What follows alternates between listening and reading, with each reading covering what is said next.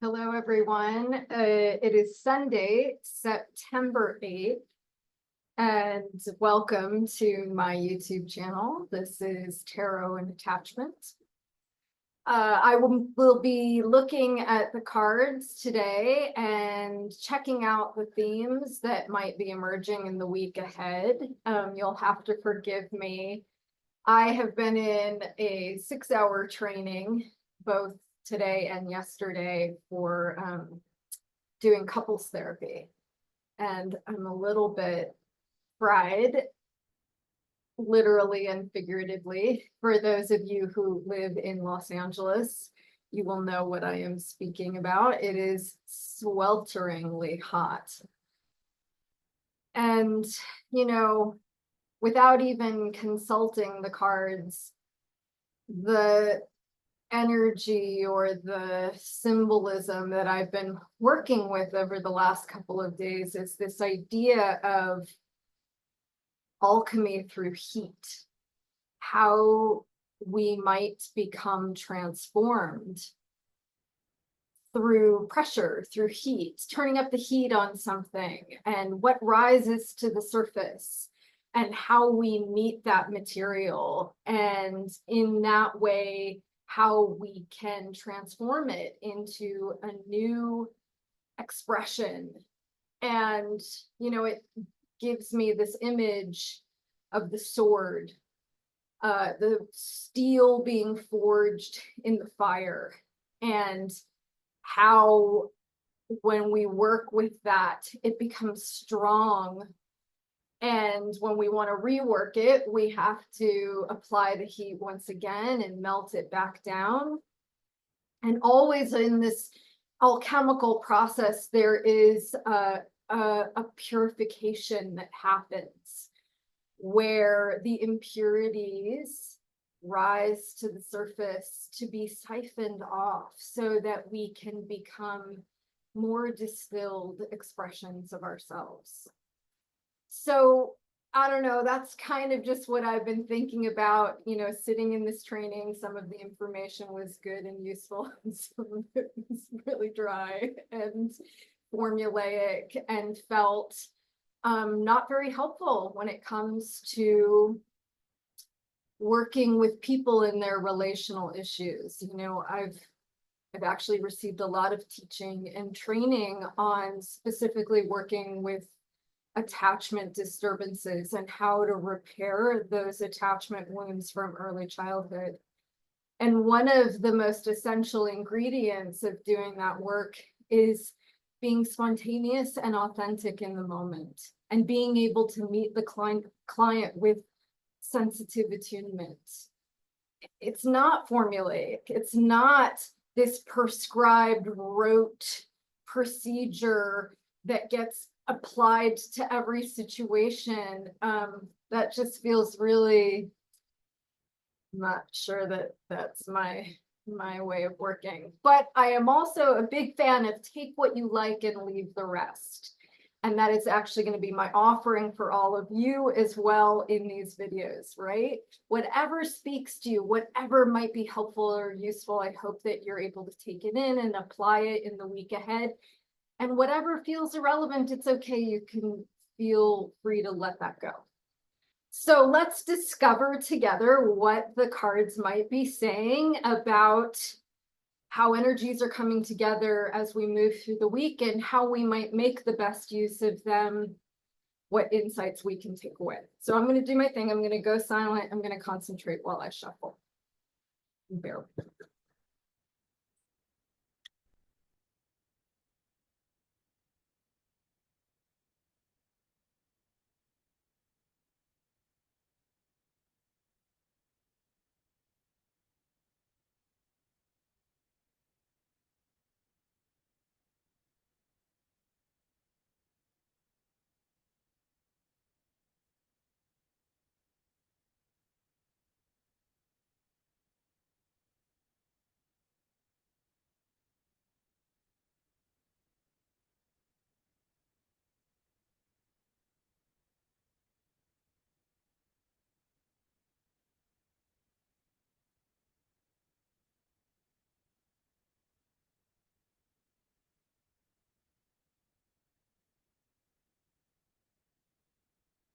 I'm just going to say a prayer over these cards.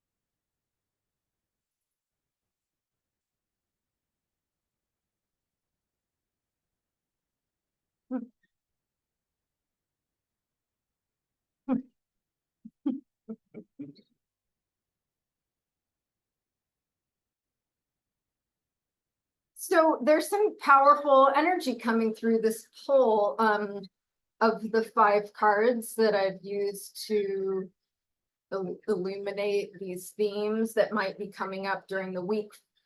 3 of these cards are major arcana. And the way I like to think of the major arcana are they're sort of loud declarations about bigger soul lessons that may be coming through at this time and how they might be expressing in our day-to-day. And so at the heart of this time is a kind of transformation. And I very much associate this with the kind of death and rebirth type of energy that one experiences with alchemy, you know, the Negredo stage, the last stage of the alchemical process is a kind of a dark night of the soul. It is a kind of an ego death or a really letting go of old forms or identifications in order to be reborn in this higher state of being. And that's very much being represented here with judgment. It is the phoenix rising from the ashes. On the death of the old way comes a new higher formation for how we choose to express ourselves in the world. And so the work that we're doing in order to facilitate this transformation is inner work. So this is something that gets talked a lot about with alchemy. You know, there was an exoteric version of it and an esoteric version. And, you know, this idea of transmuting base metals into gold and working with the elements, you know, is a sort of material way of working with things. You know, alchemy was sort of the precursor to modern chemistry. And there's certainly some relevant experiments that one can do that are gonna teach you a lot about how things come together and what things repel, what elements repel one another, and what needs to happen in order for them to combine in just the right way. But ultimately, I think these processes are also metaphoric. They illuminate something that goes on inside of us. And the work that we need to do in order to conduct these experiments is one of self-reflection. And that's really being highlighted here with the hermit. The hermit is one who goes inward to seek the answers for himself. And I very much associate the hermit with meditation, a practice that is contemplative. This ability to be with one's own truth. And really what that is about is how are we experiencing the world on a moment by moment basis? And how can we become acutely aware of that? How is it that we can both move through the world and interact with others and go to work and pay the bills and have intimate partnerships? How can we do all of that, but also stay connected to our own internal reactions, emotions, narratives from past that are being triggered in the moment through these present day interactions? that if we are able to stay connected to what's going on inside of us in a kind of, the reason that I think meditation is so powerful in terms of creating this practice of staying connected to our own internal truth, is that it gets us used to spending the time to look inward and notice what is arising and falling away without judgment. This is really the purpose of meditation, specifically a kind of meditation that I was trained in by my teacher, Michael Taft, who was working in a tradition. Our lineage is through a man named Shinzen Young, who created a kind of Western version of Vipassana, which is insight meditation. And it's kind of basic, but it's also profound that I don't think it's too much for me to say that when I started working with this method around 2007, it changed my life. It changed me. And the basic premise is that I'm tracking what's going on in sense space. I'm bringing my attention to it. I'm getting curious about that sensation. I'm not trying to control it or change it or shift it in any way. So that curiosity equates to sensory clarity. And then I'm just developing equanimity, which in psychological terms even might be called affect tolerance. I learned to be able to contact my own intense emotional states without getting flooded by them, without having to eject out of them by getting up in my head and analyzing it through some narrative. I also started to have all these insights about how when I'm feeling a certain way in my body, that elicits certain thoughts. These two sense spaces are interacting, they're talking to one another. And just being aware of that was so helpful when I would feel some form of negative emotional sensation. It tended to color my perception on what was going on and the way that I would analyze things. And just knowing that gave me a little bit of spaciousness around how I was going to react to certain situations. Am I really going to trust that my perception, the narrative that's trying to break down what's going on in this moment, is truly accurate when it's being driven by this intense, overwhelming, unpleasant emotional sensation? So just bearing witness to what was going on inside of me was a kind of transformative experience. All of a sudden, I was awake to my own reactions in the world, and I noticed how they were connected to causes and conditions that came before. And so what I love about the hermit is that this kind of self-awareness, this inner wisdom, then becomes the beacon that lights the way out in the world. It is a kind of enlightenment. Now, I am certainly not claiming that I am enlightened, not by any stretch of the imagination, but I do feel more aware, again, if we're going to go back to this alchemical metaphor, aware of how my past experience, and I'm going to bring this specifically to relationships, how my early childhood conditioning has become embedded in my psyche, in my emotional state, and it gets ignited when I'm in certain situations that are high stakes, right? With partners, with friends and family.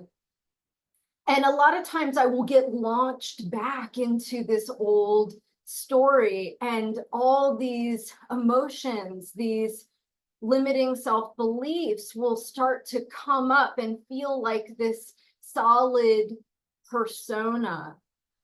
And meditation has allowed me to notice how all of that happens and to stay present to it and stay compassionate, right? Oh, I'm really feeling triggered in this moment. But rather than go on autopilot, rather than act out in ways that are habitual and maybe not very skillful, I'm going to take a step back and I'm going to create some space for something new to come through. And in this sort of new orientation, things have started to happen, right? Chariot is literal and figurative forward motion. And it is a definitive progression through the strength of intention and will. So ultimately, what the Chariot is saying is we can make real progress when we are operating out of this awakeness to our own being. And that this can be a transformative experience. And so the Chariot is simply saying that when we set our sights, we set an intention to do something, to accomplish something, to achieve a goal, that we are assured some kind of success, specifically if we are able to hold the tension of the opposites. That's very much an integral part of the message of the Chariot.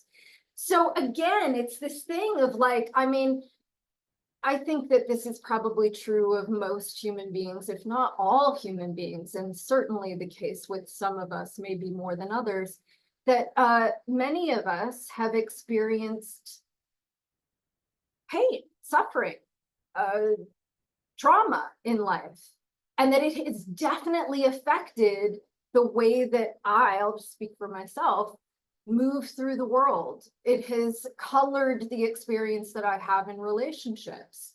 But because of my own healing journey, because I have set this intention to go beyond where I've come from, to not be relegated to having to recreate that experience over and over again, I have also been able to touch into some beautiful new experiences that feel open-hearted, that feel connective, that feel like they're governed by love and cooperation.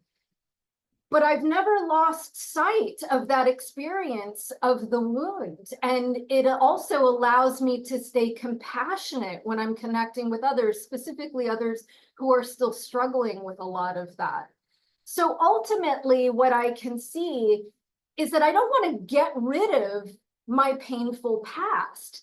I simply want to be resolved in it. I don't want to be operating out of it, not by any stretch, but I want to remember. I want to see how it's shaped me.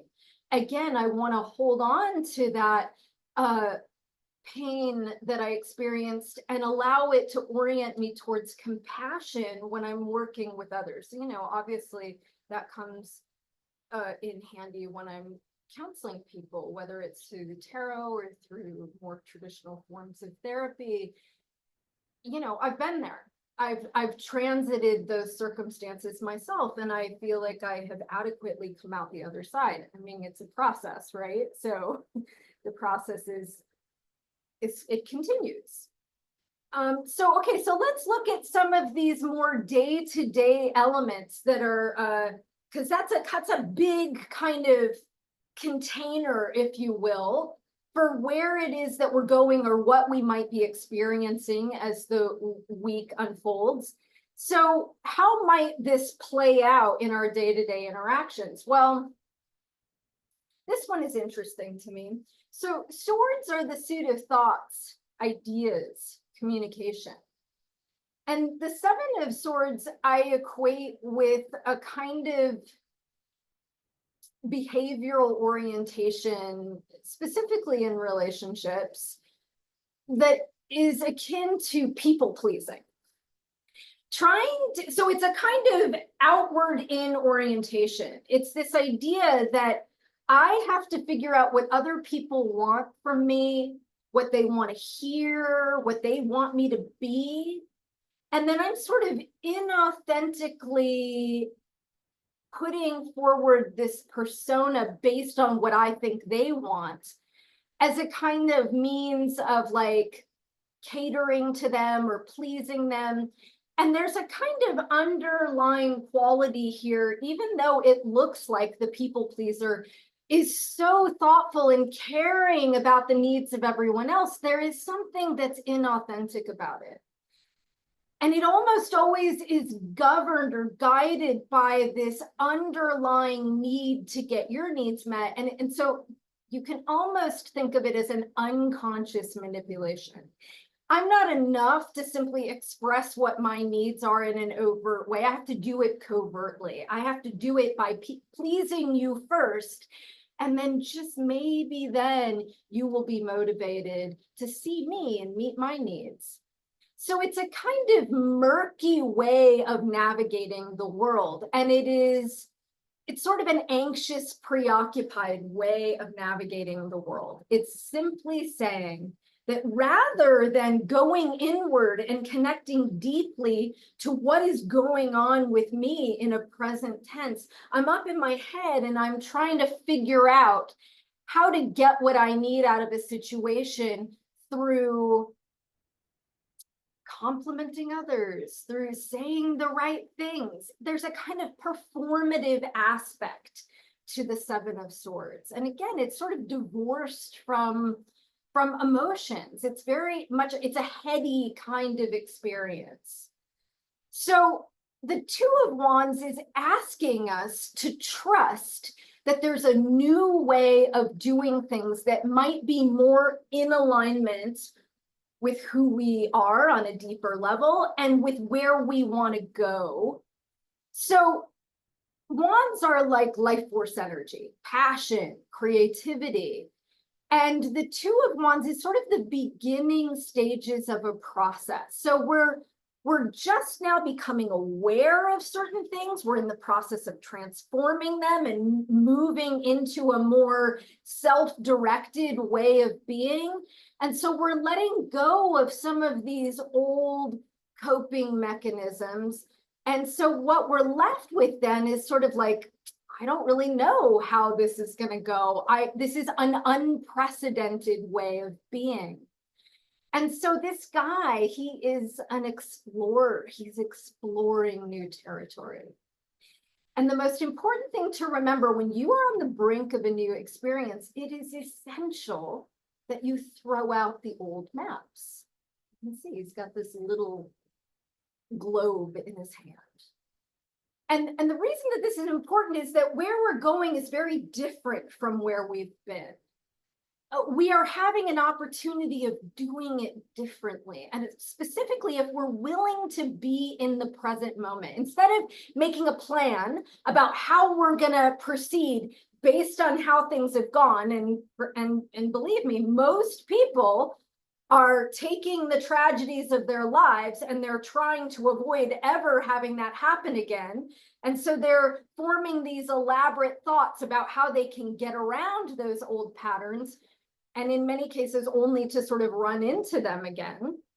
Whereas the Two of Wands is saying we're going to have faith that if we are awake and aware and we are directing our course towards balance, that there's going to be a transformation. We're going to have a new experience. And so the promise of the Two of Wands is that if we are just willing to be in the present and take the next right indicated step, then the path will unfold before us. And it'll become like this beautiful feedback that I'll take a step and I'll get to check in with what's going on inside of me. And if it feels right, then I'll get to take another step. If it's not quite right, if I feel like there's something here that needs some shifting, then I can slightly shift my course. And in this way, I come into this dyadic experience with the universe itself, where I am sensitively attuned to myself and to others. And so I'm able to take skillful action that will allow a new way of being. And, you know, in this case, the promise is one of sort of breakthrough success. So that's a lot. And, you know, again, take what you like and leave the rest. If any of that resonates, I hope that you will keep that in mind as you're meeting with circumstances throughout the week. And I wish you all many, many blessings. As always, I am sending you love and goodwill. Take care.